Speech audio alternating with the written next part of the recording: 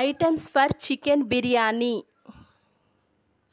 Chicken 20 minutes నానేసింది, బాగా కడిగినది. Tomato, ఉల్లిగడ్డ, కొత్తిమీర, పుదీనా, ఎల్లిపాయి, అల్లం, మెంతాకు, కారం, గరం మసాలా, ధనియా పౌడర్, పసుపు.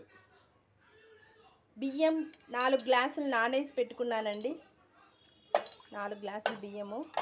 బాస్మతి రైస్ అయితే ఇంకా బాగుంటుందండి, కానీ అయిపోయాయి బాస్మతి రైస్. ఇవి ఇంకా నెయ్యి వేస్తానండి. నెయ్యి కొంచెం వేస్తాను.